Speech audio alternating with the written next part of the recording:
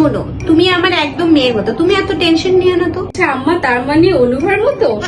এতক্ষণ যে কি কষ্টে ছিলাম। Thank you so much. আরে বৌমা, সকাল 11টা বেজে গেছে, তুমি কেন জানি এখনো উঠলা না? সকাল 8টায় উঠেছিলাম, আপনার মেয়ে তো এখন ওঠেনি, এর জন্য আমি আবার ঘুমিয়ে গেছি।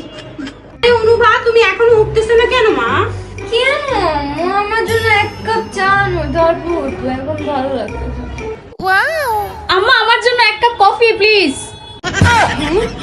আচ্ছা ঠিক আছে। অনুভা, ওঠো ওঠো, নিজেও কাজ করে না, তোমার দেখি ছেলের বউটাও কাজ করে না।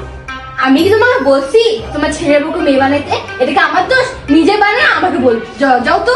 দেখো বৌমা, আমি আগে ভেবেছিলাম যে তুমি আমার মেয়ের মতো, ঠিক আছে, কিন্তু আসলে নিজের সন্তান নিজের সন্তানই হয়, পরের সন্তান পরের সন্তানই হয়। তুমি এই বাসার ছেলে বউ না, তাহলে যাও কাজ করো।